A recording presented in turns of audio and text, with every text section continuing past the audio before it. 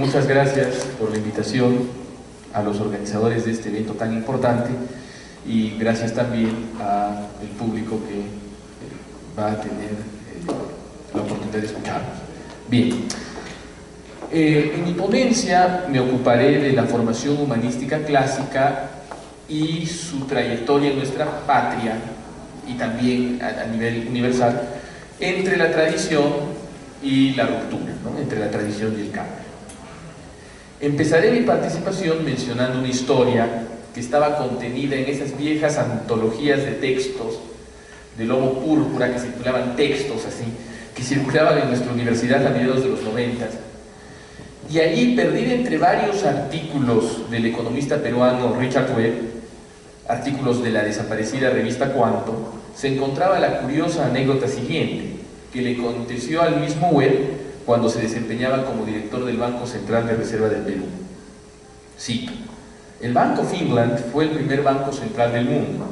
Un día me visitó un joven funcionario de esa prestigiosa institución. ¿Y qué estudio siguió?, le pregunté. Classics. Así le dicen los ingleses al estudio del latín y el griego. Así se levantó el Imperio Británico, con base en el estudio menos práctico imaginable. Fin de la cita. Seguidamente Webb hacía en el artículo un comentario civilino, una especie de: con razón ya no son el mayor imperio del mundo, algo así, ¿no? Para luego hacer una especie de elogio y de exhortación en favor de una formación más acorde con los tiempos, por así decirlo, para nuestros jóvenes en el Perú. Al leer esto, y no solo me refiero a las candideces del bueno de Webb, sino a los tradicionales denuestos en el Perú contra la formación humanística, por citar algunos ejemplos, acusada de ser demasiado teórica e impráctica, de estar, cito, divorciada de la problemática nacional, de ser elitista, inútil, perniciosa, extranjerizante o incluso fabricante de izquierdistas. Esa última, por así decirlo, ese último denuesto, por así decirlo, se lo debemos a una especie de autista de mercado que se ha convertido en un referente para nuestros libertarios locales, llamado Alfredo Goulart, en un artículo, me parece, del año pasado, en El Comercio. Me viene a la mente la demoledora frase de don José de la Riva Agüero y Osma, al escuchar todos estos denuestos. Una frase de 1936. Cito: los hombres prácticos arruinaron y afrentaron al Perú. Frase tremenda, pero que sin embargo pone en revelador contexto una realidad inocultable en nuestra historia, especialmente a partir de la República. El afán sistemático por reformas inorgánicas y cosméticas, cuyo vigor solo alcanza para destruir. La locura por establecer modelos abstractos, válidos solo en cuanto supuestamente nuevos, y el gran desafecto por la tradición por parte de los ocupantes del poder. Desafecto por la tradición e incluso por cualquier proyecto que la pueda reemplazar de forma sostenible, ¿no? En el contexto de nuestra historia cultural, podemos remontar a la expulsión de los jesuitas en 1767 y a las reformas borbónicas, con su afán ilustrado y de orientación a lo práctico, el precedente más remoto de combate contra la formación humanística clásica.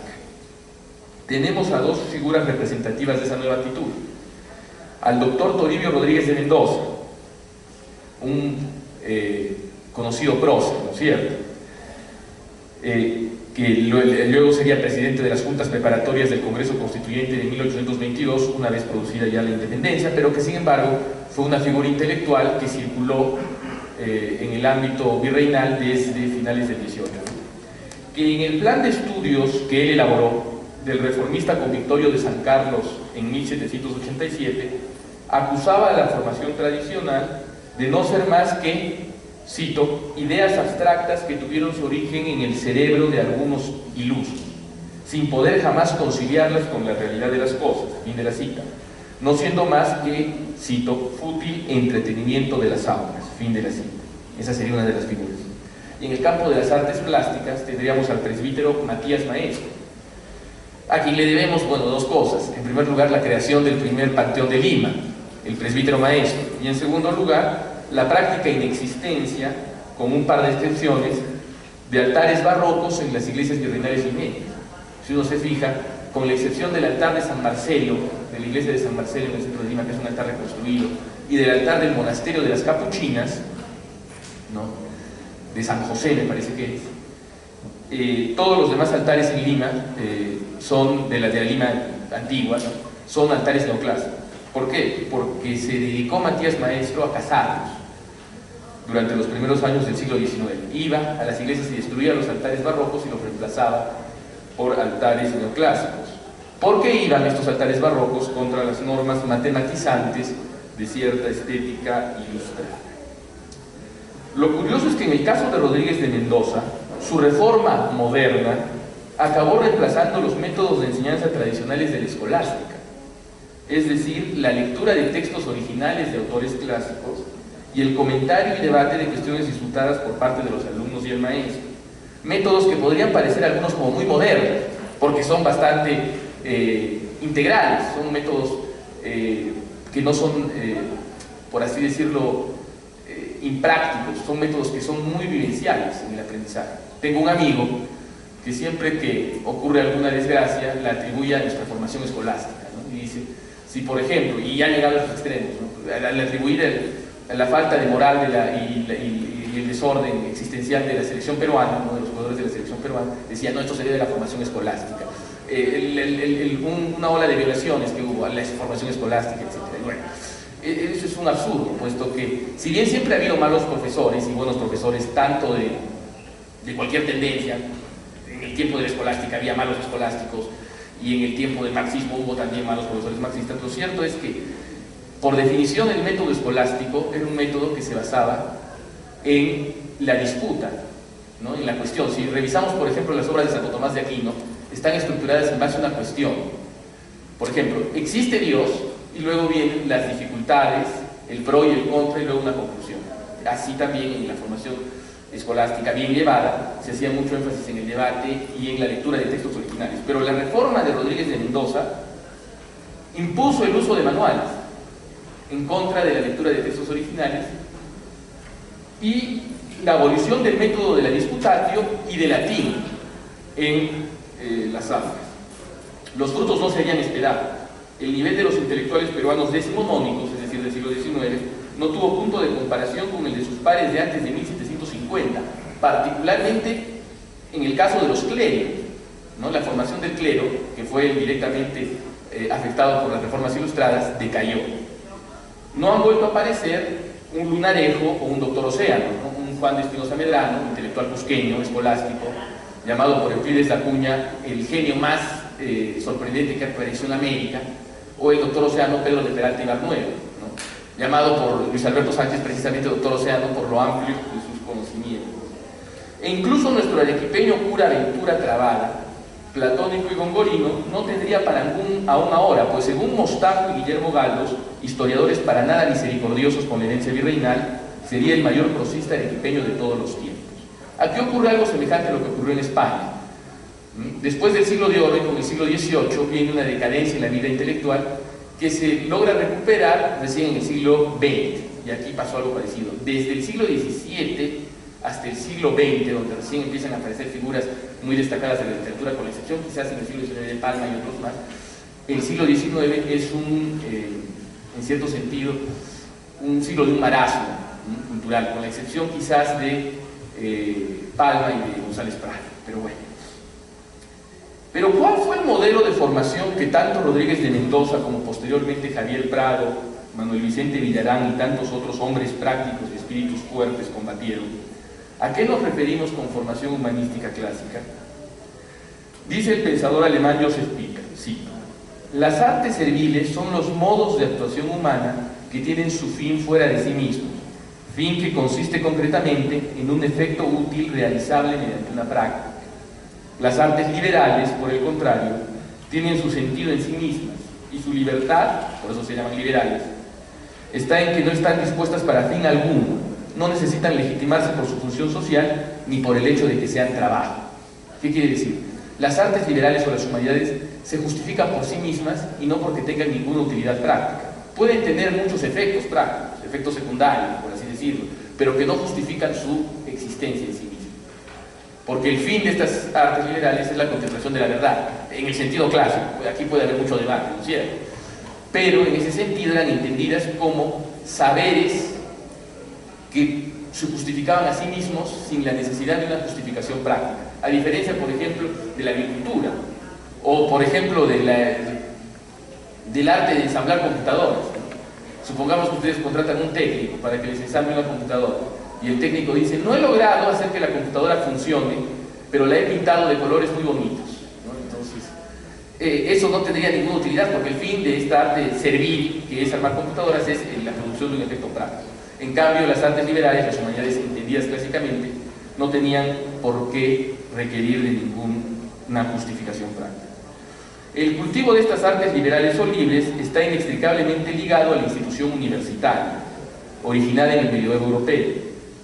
Aunque, como sabemos, ya desde los tiempos aurorales de la filosofía en la Grecia clásica existían cenáculos y academias dedicadas al cultivo del saber, es la Iglesia, con su proyección universal, la primera en organizar estudios que culminasen con títulos. Eso es interesante. La Academia de Platón, por ejemplo, no otorgaba títulos, ¿no? Ni estaba dividida en facultades, pero las universidades medievales sí daban títulos y sí estaban divididas en facultades. Y estos títulos habilitaban para la enseñanza o el cultivo de determinada ciencia en cualquier nación cristiana, sin importar barreras geográficas o políticas, ¿no? Este es como eran las universidades en el medioevo, ¿no? De esta forma surgen las facultades, que eran 4, la de artes, la de teología, la de derecho y la de medicina. Por lo general eran 4. La facultad de artes era la base de las universidades medievales y podríamos decir que era el corazón que las especificaba.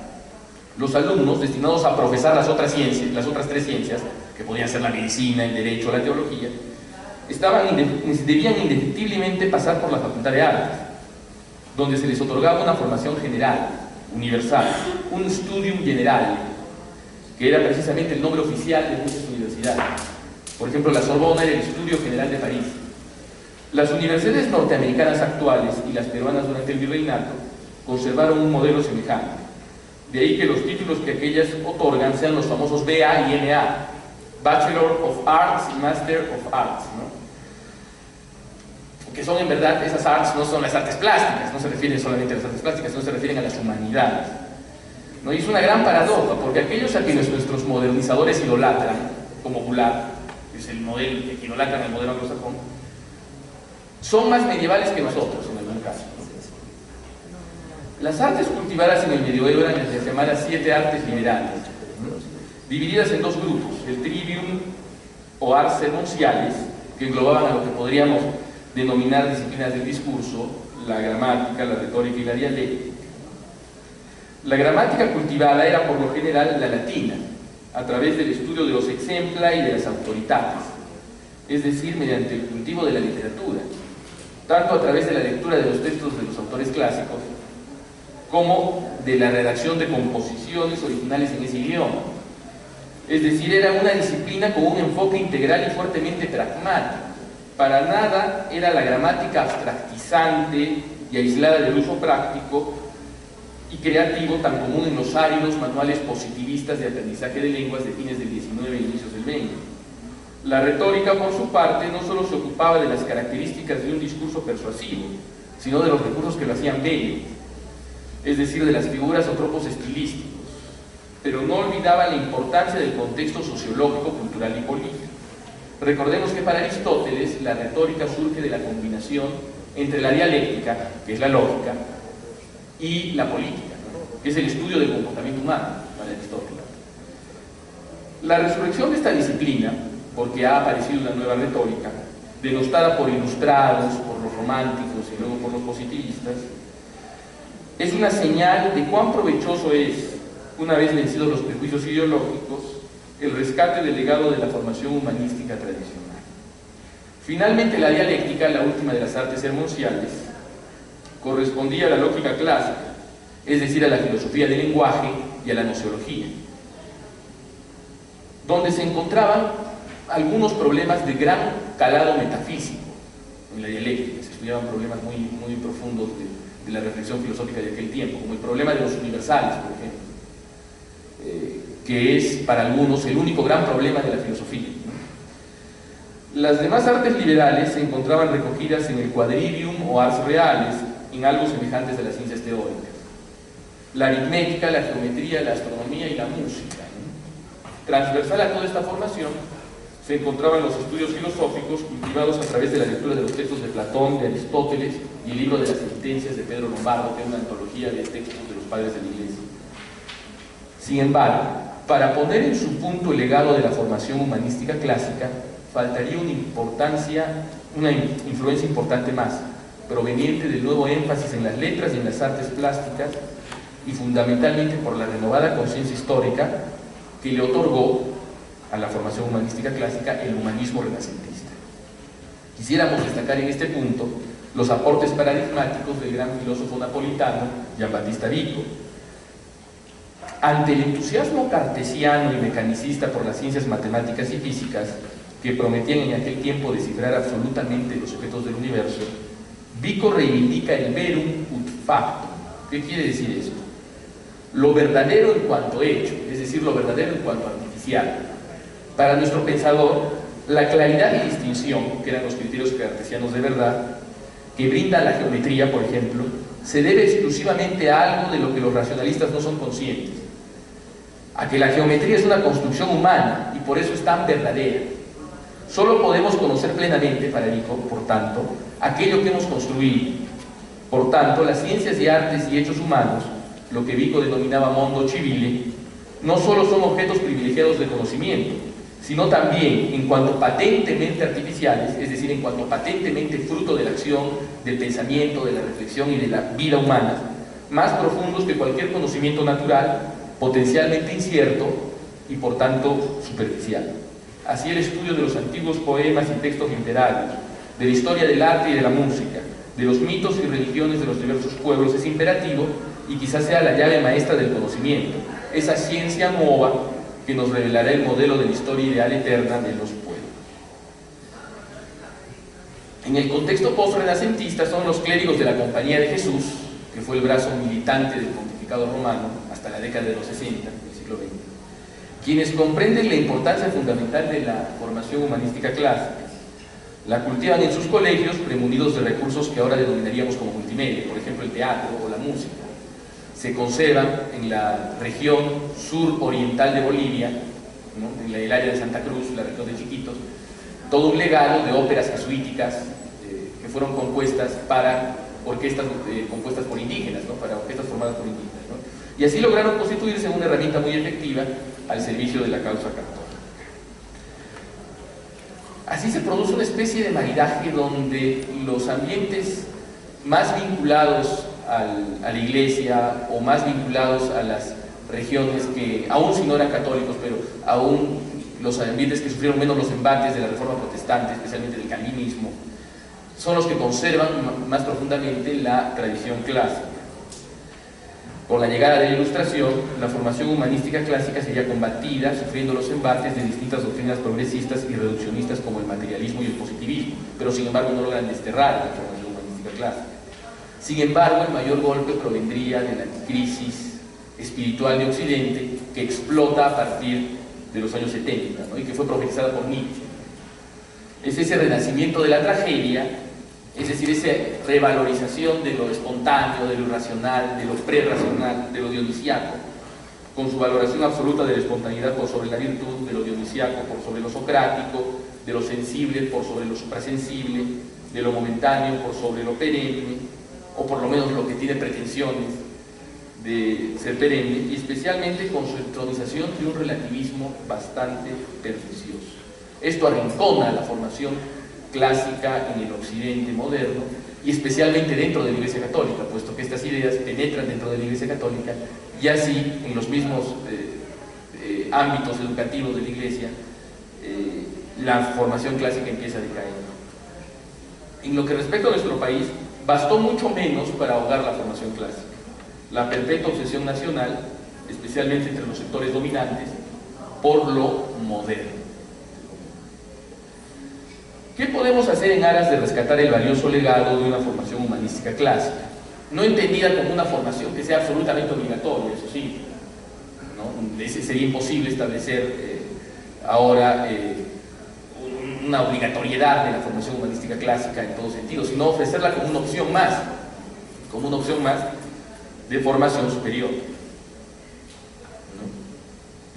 Podemos tomar como ejemplo dos experiencias. La experiencia del Dr. John Senior, difunto profesor de la Universidad de Kansas, quien durante la década de 1970, mientras arreciaba en las universidades de Estados Unidos lo más duro de la revolución contracultural, el hipismo, por ejemplo, desarrolló un práctico programa integrado de humanidades, dispuesto a guisa de lo que llamaríamos diplomado, y cuyo núcleo formativo estaba constituido por elementos aparentemente disímiles como la lectura y discusión de grandes libros del canon occidental, la observación del cielo estrellado, puesto que también le parecía importante sacar a sus alumnos en la noche a que observen el cielo con telescopios, ¿no? Y al aprendizaje del vals vienés. Imagínense. Semejantes experiencias florecen actualmente en Estados Unidos bajo la forma de los llamados Liberal Arts Colleges, universidades de pregrado de artes liberales. Destaca especialmente el Thomas Aquinas College de Santa Paula, en California, que reparte brochures muy bonitos, gratuitos, aquí los pide en su página web, y que es bastante interesante, puesto que es un bachillerato en artes, ¿no? Y los años, el currículum que está por aquí, el plan de estudios está estructurado en libros, no en cursos, ¿no? Por ejemplo, en el primer año se lee la Ilíada y la Odisea de Homero, se lee de Platón el Ión, la República y el Banquete, de Esquilo, Agamenón y otras tragedias, de Sófocles también tragedias, de Herodoto, las historias, de Aristóteles, la poética y la retórica, las vidas de Plutarco, una tragedia de Eurípides, la historia de la guerra del Peloponeso de Tucídides, y de Aristófanes, dos comedias, que son Los pájaros y las nubes. Y en el área de matemáticas se leen los elementos de Euclides, ¿no? Y en laboratorio se lee a Pascal, a Arquímedes, a Mendel, a Harvey, a Linneo, ¿no? Y así van siguiendo, y siguen en la historia cultural de Occidente con libros que leen. Entonces son grupos pequeños, son como 10 alumnos, 15 alumnos, que con un profesor se ponen de acuerdo en leer partes del texto y luego comentarlas libremente bajo la guía del profesor, ¿no?